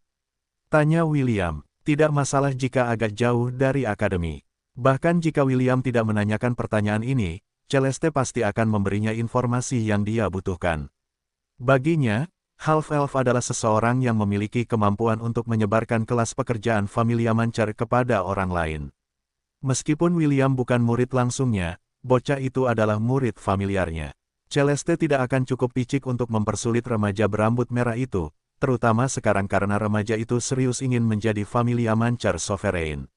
Seminggu dari sekarang, Akademi akan mulai memberikan misi kepada para siswanya, jawab Celine setelah mengatur pikirannya. Beberapa misi ini memerlukan barang langka yang hanya dapat ditemukan di Dungeon. Karena kamu sudah menjadi tahun ketiga, kamu akan diizinkan untuk mengambil misi kelas A, yang juga termasuk pergi ke Dungeon yang memiliki 70 lantai untuk mengumpulkan material. Celine mengeluarkan sebuah gulungan dari cincin penyimpanannya dan memberikannya kepada William. Gulungan ini terdiri dari daftar Dungeon yang dapat diakses menggunakan gerbang teleportasi Akademi, jelas Celeste. Pilih saja salah satu di antaranya dan kembalilah kepadaku setelah kau menyelesaikan misimu. William menyeringai saat dia melihat-lihat daftar ruang bawah tanah pada gulungan itu. Informasinya cukup terperinci dan memberitahunya tentang semua yang perlu dia ketahui tentang ruang bawah tanah tertentu. Terima kasih, Profesor, kata William. Tapi, apakah aku benar-benar harus menunggu seminggu sebelum pergi ke salah satu ruang bawah tanah ini? Celeste mengangguk. Akademi sangat ketat dalam hal ekspedisi. Aku tidak sepenuhnya yakin, tapi kurasa kepala sekolah menyimpan dendam padamu. Aku yakin jika kamu mencoba pergi ke salah satu ruang bawah tanah ini sekarang, dia akan menggunakannya sebagai alasan untuk menghukummu karena melanggar peraturan akademi. Akan lebih baik bagimu untuk menunggu seminggu saja, sehingga kita bisa menghindari masalah ini. Untuk saat ini, kamu bisa membuat persiapan untuk ekspedisi ruang bawah tanahmu. Jangan ragu untuk membawa beberapa teman sekelasmu bersamamu, sehingga mereka juga bisa mendapatkan poin merit. Maksimal 6 anggota per kelompok diperbolehkan. Akan lebih baik untuk menggunakan kesempatan ini untuk membentuk koneksi yang kuat. Kau tidak pernah tahu kapan kau akan bisa menggunakannya. William berencana untuk menyelam ke Dungeon Solo untuk mempercepat perjalanannya. Namun, setelah mendengar kata-kata Celeste, ia berpikir bahwa tidak akan menjadi ide yang buruk jika ia membawa orang-orang yang dikenalnya dalam ekspedisinya, seperti istri-istrinya, Su dan Sa. Selama mereka menyelesaikan misi bersama, mereka semua akan mendapatkan poin prestasi, yang dapat mereka tukarkan di akademi dengan barang-barang. Setelah berterima kasih kepada Celeste, William pergi mencari istri-istrinya. Ia ingin mengunjungi Shannon beberapa kali lagi, sebelum ia meninggalkan akademi untuk melakukan misi kenaikannya. Tidak butuh waktu lama sebelum William melihat Putri Sidoni, Chiffon, dan Ian di taman akademi. Ian telah memberitahunya bahwa mereka sedang mengadakan pertemuan di salah satu gazebo di taman. William mengikuti arahan Ian dan mendapati ketiga istrinya menunggunya. Ada beberapa keranjang, berisi kue dan kue di atas meja. Jelas, ketiganya sedang menikmati camilan sore, dan half-elf itu dengan senang hati bergabung dengan mereka. Will, ada sesuatu yang perlu kami sampaikan kepadamu, kata Putri Sidoni. Bahkan sekarang, kami masih belum menemukan dosa yang ditanggung Shannon. Benarkah? William cukup terkejut karena ia mengira akan sangat mudah bagi 7 dosa untuk mengetahui keilahian Shannon. Aku juga berkonsultasi dengan Kenneth dan Lilith, tetapi mereka berdua memiliki pendapat yang sama, Putri Sidoni menjelaskan. Mereka tidak dapat mengidentifikasi keilahian Shannon. William mengusap dagunya sambil merenung. Baginya, mengetahui dosa Shannon sangat penting karena hal itu akan memungkinkannya menemukan cara untuk melawan kekuatannya. Pertemuan singkat mereka telah meninggalkan kesan yang mendalam pada William. Jika memungkinkan, dia tidak ingin pingsan setiap kali ia menatap wanita muda itu, yang senyum sedihnya masih teringat dalam ingatannya tepat setelah mereka menghabiskan camilan sore mereka. Putri Sidoni dan Chiffon menemani William ke kuil timur. Mereka akan melakukan percobaan yang telah mereka tunda beberapa hari lalu. William berharap bahwa bergabung dengan istri-istrinya akan melawan keilahian Shannon dan memungkinkannya untuk berbicara dengannya. Dia akhirnya mengerti mengapa Amon menjadikan Shannon sebagai ujian terakhirnya. Tingkat kesulitan telah meningkat drastis, dan orang dapat mengatakan bahwa dia adalah material bos terakhir. Para pengawal membiarkan mereka lewat seolah-olah mereka telah diberitahu tentang kedatangan mereka sebelumnya. Ketika ketiganya tiba di depan kamar Shannon, William mencium Chiffon dan si rakus kecil itu berubah menjadi partikel cahaya, terbang langsung ke permata, yang tertanam di dada William. Segera, nyala api keemasan muncul di dahinya. Dia melirik Putri Sidoni dan menganggukkan kepalanya. "Shannon, bolehkah kami masuk?" Putri Sidoni bertanya. Suara gemerisik terdengar di dalam ruangan sebelum suara yang menggetarkan jiwa mencapai telinga mereka. "Masuklah," jawab Shannon. Pintunya terbuka. William mengernyit sedikit karena suara Shannon sempat membuatnya linglung. Meski tidak separah pertemuan pertama mereka, butiran keringat mulai muncul di dahi half-elf itu. Putri Sidoni membuka pintu dan melangkah masuk lebih dulu. William mengikutinya dari belakang dengan kepala tertunduk. Berkat inderanya yang kuat, ia mampu menentukan lokasi Shannon di dalam ruangan. Ia perlahan mengangkat kepalanya, tetapi ia memastikan bahwa ia hanya melihat pakaiannya, dan bukan wajahnya. William memutuskan bahwa akan lebih baik jika ia tidak terburu-buru, dan hanya berusaha sebaik mungkin untuk beradaptasi dengan kehadiran Shannon. Mereka membuat dua rencana untuk kunjungan ini. Rencana pertama adalah William berbicara aktif dengan Shannon, dan melihat apakah ia dapat mengetahui lebih banyak tentangnya. Rencana kedua adalah Putri Sidoni yang berbicara, dan ia hanya akan mendengarkan dari samping, sambil mencoba meningkatkan perlawanannya terhadap keilahian Shannon. Meski ia tidak berani melihat wajahnya, ia dapat melihat bahwa wanita muda itu berpakaian seperti gadis kuil. Dia duduk di kursi dan memegang kuas di tangan kirinya, persis seperti yang dilihatnya saat kunjungan terakhirnya. "Oh, ini cukup menarik." Suara Shannon membuyarkan lamunan William. "Kau telah menyatu dengan salah satu saudariku. Bagaimana kau melakukannya? Bisakah kau ceritakan bagaimana kau melakukannya?" William merasakan dunianya berputar di sekelilingnya saat ia menggertakkan giginya. Seolah merasakan bahwa ia butuh bantuan, Chiffon meningkatkan output kekuatannya, dan api di dahi William membesar. Half-elf itu bergoyang di tempatnya berdiri, tetapi Putri Sidoni ada di sana untuk mendukungnya. Lingkungan di sekitarnya tidak lagi berputar, namun, dia merasa pusing dan mual. "Optimus, apakah kamu berhasil merekam semuanya?" "Kurang dari ya. Menurut perhitunganku, keilahian Chiffon memang telah meningkatkan ketahananmu terhadap keilahian Shannon. Namun, itu tidak cukup untuk menahan tekanan dari kekuatan Shannon. Jika aku menjelaskannya dengan lebih sederhana, saat ini, Chiffon seperti payung di atas kepalamu yang melindungimu dari hujan. Namun, kamu tidak berhadapan dengan gerimis belaka. Kamu berhadapan dengan pompa air bertekanan tinggi yang diarahkan langsung ke tubuhmu.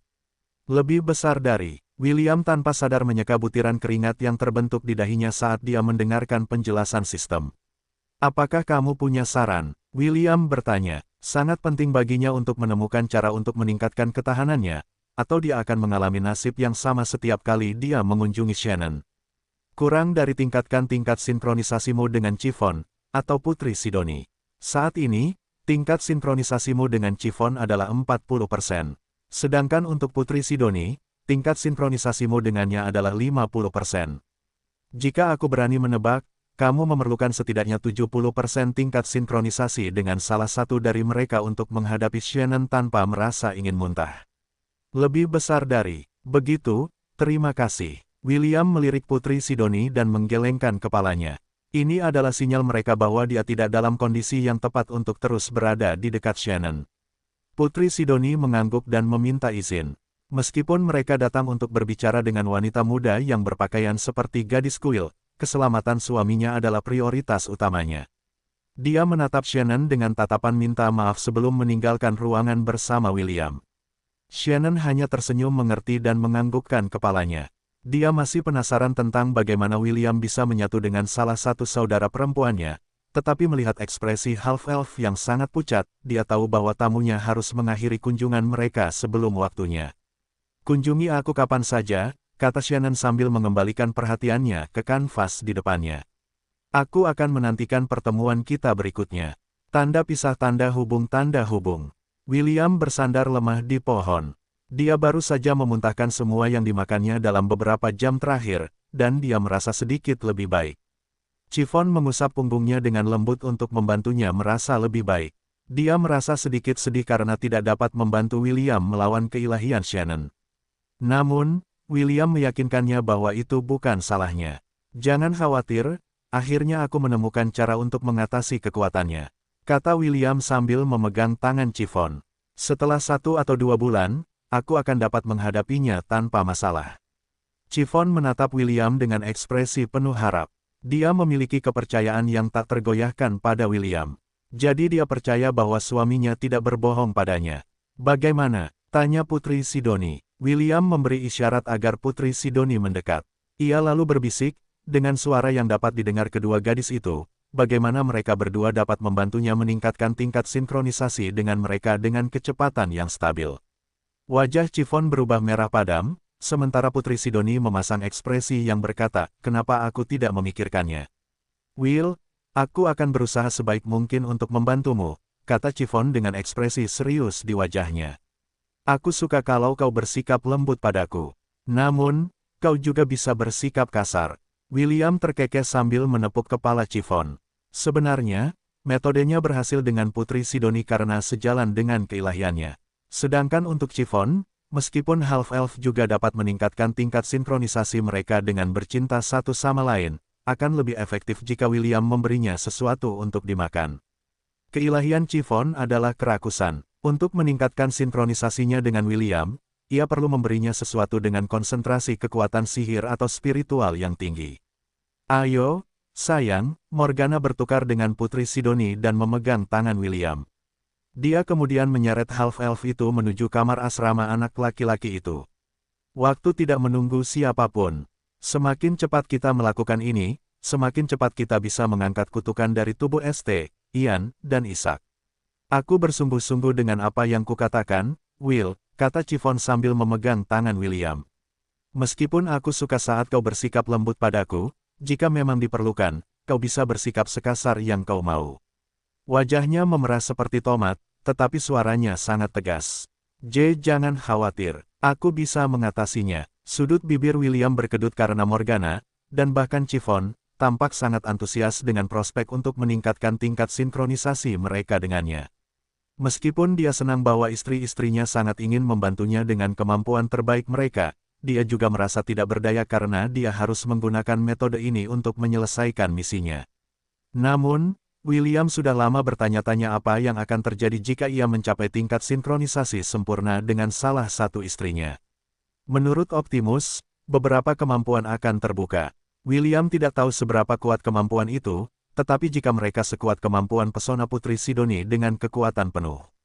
Bukankah itu berarti aku juga akan menjadi dosa mematikan semu? William tidak tahu jawaban untuk pertanyaan ini. Bahkan seseorang seperti dia, merasa bahwa keseimbangan dunia akan hancur, jika ia mampu menggunakan kekuatan 7 dosa mematikan, dan melepaskan kekuatan penuh mereka tanpa membayar harga apapun. Dengan pemikiran seperti itu, William merenungkan apa yang perlu dia lakukan jika dia ingin meningkatkan sinkronisasinya dengan dosa-dosa lain seperti kemalasan, keserakahan, amarah, kesombongan, dan iri hati. "Sebaiknya aku tidak terburu-buru," pikir William sambil menyingkirkan ide jahat itu dari benaknya. "Kedua tanganku sudah penuh." William tersenyum sambil menatap kedua wanita cantik yang memegang erat kedua tangannya. Dengan sepenuh hati, ia berharap agar ia dan para kekasihnya dapat tetap bersama selama bertahun-tahun mendatang. 3 hari setelah pertemuan keduanya dengan Shannon, William pergi mencari Zhu dan Sa. Mereka berdua adalah 2 orang sahabatnya yang paling terpercaya, dan dia berencana untuk mengajak mereka pergi bersamanya ke Orc Dungeon saat Akademi memulai ujian penilaian triwulanan untuk para siswa. Hal ini cukup mirip dengan apa yang dilakukan Silverwind Academy saat William masih belajar di bawah bimbingan mereka. Sebagai siswa Hestia Academy, semua siswa diharuskan untuk menjalankan misi yang akan menguntungkan kehidupan orang-orang yang tinggal di benua tengah. Beberapa misi ini adalah penaklukan bandit, layanan pengawalan pedagang, misi eksplorasi, investigasi, penggalian arkeologi, ekspedisi Dungeon, memanen material langka, dan masih banyak lagi. Para pendiri Hestia Academy tidak ingin menanam bunga di dalam rumah kaca. Mereka ingin membesarkan individu yang dapat, dan akan, berkontribusi pada perbaikan masyarakat secara keseluruhan. Tidak ada yang dikecualikan dari aturan ini. Bahkan para profesor biasanya akan mengambil kesempatan ini untuk mendapatkan beberapa poin merit di akademi dengan imbalan uang atau sumber daya. Selain itu, acara triwulanan ini tidak memiliki batasan dalam hal pembentukan kelompok. Mereka yang berada di tahun-tahun atas bahkan dapat membantu para mahasiswa baru dalam misi mereka. Itu adalah cara yang baik untuk membentuk koneksi yang kuat, dan ini sangat didorong oleh akademi. Orang pertama yang ditemukan William adalah Su. Namun, half-elf itu hampir melakukan pengamatan ganda karena dia pikir dia hanya berhalusinasi. Saat ini, pemuda gemuk itu memiliki ekspresi tidak sabar di wajahnya, sementara dikelilingi oleh wanita-wanita cantik. "Nona-nona, bisakah kalian membiarkan saya lewat?" kata Zu sambil mengerutkan kening. "Saya harus menemukan Sa. Ada sesuatu yang perlu saya diskusikan dengannya." "Tuan Zu, tolong tinggallah bersama kami sebentar." Seorang gadis cantik memegang lengan kanan Zu dan menatapnya dengan ekspresi malu-malu. "Kami membuat beberapa kue. Mengapa Anda tidak bergabung dengan kami untuk camilan sore?" "Benar sekali, Tuan Zu." Seorang wanita muda cantik yang jelas berasal dari keluarga bangsawan memegang lengan kiri Zu dan memeluknya erat-erat. "Silakan, bergabunglah dengan kami untuk camilan sore. Saya jamin Anda tidak akan menyesalinya." Dadanya yang besar menekan lengan pemuda montok itu. Jelas, dia berusaha sekuat tenaga menggunakan bakat alaminya untuk membuat Zu ikut bersama mereka. Tiga gadis lainnya mencengkeram tubuh Zu, tidak memberinya kesempatan untuk lepas dari genggaman mereka. Kerutan di wajah Zu semakin dalam. Sangat jelas bahwa dia tidak tertarik pada wanita-wanita muda cantik yang mengelilinginya. Tepat saat dia hendak mendorong mereka, dia melihat William yang sedang menatapnya dengan seringai lebar di wajahnya. "Will, jangan hanya berdiri di sana, bantu aku," kata Zu sambil memanggil half-elf yang tengah bersandar pada pilar. Gadis-gadis itu menoleh untuk melihat William. Tatapan mereka berkata, "Jangan ambil Tuan Zu dari kami atau..." William menggaruk bagian belakang kepalanya karena dia tidak tahu harus berbuat apa dalam situasi ini. Dia tidak pernah menyangka bahwa Zu cukup populer di kalangan para wanita, dan ini benar-benar mengejutkannya. Apakah kamu tahu di mana Sa?" tanya William. "Ada sesuatu yang perlu kutanyakan padanya." "Sa, dia mungkin ada di perpustakaan," jawab Zu. "Dia ingin tahu lebih banyak tentang dunia ini, maksudku, benua tengah dan benua lain di sekitarnya. Ada kemungkinan besar kamu akan menemukannya di sana." "Terima kasih." Oi, jangan tinggalkan aku di sini." William mengabaikan panggilan Zu untuk meminta bantuan dan bergegas pergi menuju perpustakaan. Dia mungkin cukup kuat untuk melawan orang suci sekarang, tetapi dia tidak akan pernah menyerang sekelompok gadis yang sedang menatap Zu dengan hati di mata mereka. Dia hanya memanjatkan doa untuk kesejahteraan Zu dalam hatinya.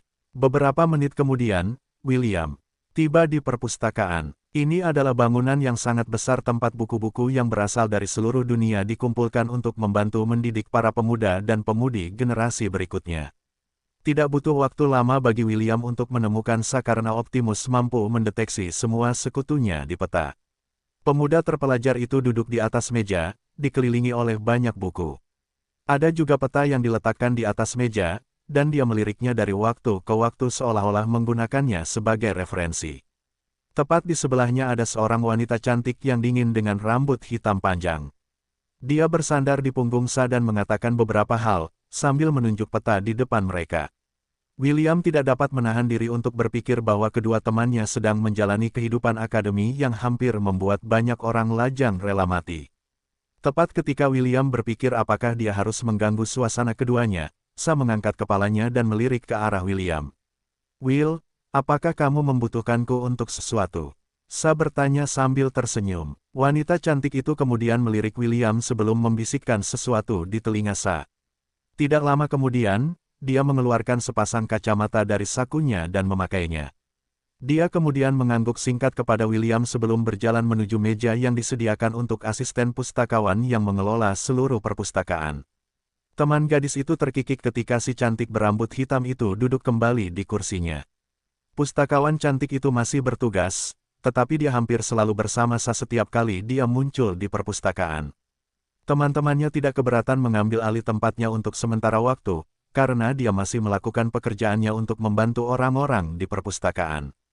Kamu dan Zhu baik-baik saja, William berkomentar sambil duduk di samping Sa. Siapa wanita itu? Apakah dia pacarmu? Sa menggelengkan kepalanya. Namanya Hazel dan dia asisten pustakawan. Dia sering membantuku menemukan buku-buku tentang kekaisaran di benua tengah. Dia cukup berpengetahuan dan aku berterima kasih atas bantuannya. Hanya itu, tanya William dengan nada menggoda. Jangan bilang kau bukan salah satu protagonis bodoh yang tidak tahu kapan seorang gadis menyukai mereka. Sa menggelengkan kepalanya untuk kedua kalinya sebelum menatap William dengan tatapan, kau tahu seperti apa wujud asliku yang membuat half-elf itu terkekeh. Kau sangat ketinggalan zaman, Sa, komentar William. Bahkan iblis pun bisa menjalin hubungan dengan manusia. Lihat saja istriku, Chiffon. Ibunya kurcaci, dan ayahnya bajingan yang akan kupukul sampai tak sadarkan diri begitu aku mengunjungi benua iblis. Sa tidak ingin membicarakan Hazel, jadi dia mendesak William untuk menjelaskan alasannya mencarinya. Aku ingin berbicara denganmu dan Zhu tentang acara triwulanan yang akan terjadi dalam beberapa hari, kata William. Zhu dikelilingi oleh wanita-wanita cantik sebelumnya, jadi aku tidak punya kesempatan untuk berbicara dengannya. Namun, apakah kalian berdua punya rencana untuk penilaian triwulanan? Sa menggelengkan kepalanya. Sebenarnya, aku juga akan mencarimu untuk membahas acara akademi ini. Kami datang ke sini untuk membalas kebebasan kami. Kau hanya perlu mengatakannya dan kami akan ada di sana untuk membantumu dengan apapun. William merasa tersentuh karena dia bisa merasakan ketulusan Sa. Ketika dia membayar kebebasan mereka, dia bahkan tidak memikirkan imbalan apapun. Itulah sebabnya dia sangat terkejut ketika melihat kedua temannya di Sekte Misti, bersama dengan Sun Wukong, untuk perayaan hari pendirian mereka. Sa, aku tidak ingin kau dan Zhu merasa berhutang budi padaku, kata William. Teman tidak perlu berhutang budi di antara mereka. Aku melakukan apa yang kulakukan karena akulah yang berhutang budi pada kalian berdua. Jika kau tidak membantuku kembali di domain surgawi, aku tidak akan pernah bisa melewati gerbang. Sa tetap diam karena dia tahu bahwa William benar-benar merasakan hal yang sama terhadap mereka. Karena memang begitu, tidak perlu memaksakan masalah ini. Kemana kamu berencana untuk mengikuti penilaian triwulanan? Sa bertanya. Zhu dan aku juga diundang oleh teman sekelas kami untuk ikut misi bersama mereka, tetapi kami dengan sopan menolaknya. Kami mengatakan bahwa kami berencana untuk membentuk kelompok denganmu, jadi sebagian besar dari mereka mengundurkan diri. Kecuali gadis-gadis yang tergila-gila pada Zhu. Sebaiknya kamu berhati-hati dengan gadis-gadis itu. Mereka serius dalam upaya mereka untuk mendekati Zhu, dan dia juga merasa tidak berdaya tentang hal itu. Ada saat ketika dia tergoda untuk mengambil bentuk iblisnya hanya untuk menakut-nakuti mereka, tetapi aku berhasil menghentikannya tepat waktu. William menganggukkan kepalanya tanda setuju. Dia sudah melihat tatapan tajam gadis-gadis itu ke arahnya saat dia berbicara dengan Zhu, dan dia bisa merasakan kecemburuan dari mereka karena kedekatan Zhu dan dirinya saat memperlakukan satu sama lain. Baiklah, jadi ini rencanaku untuk ujian penilaian. William memberitahu Sa rencananya, dan Sa berjanji untuk menyampaikan pesan itu kepada Zhu. Dengan ini, William telah mengamankan dua orang pembantu untuk membantunya membersihkan ruang bawah tanah orc. Meskipun akan mudah baginya untuk melakukannya sendiri, dia tetap ingin membantu Zhu dan Sa mendapatkan beberapa poin merit. Dia juga berencana untuk membawa Putri Sidoni, Chiffon, dan Ian bersamanya untuk memaksimalkan batas anggota kelompok yang diizinkan oleh Akademi.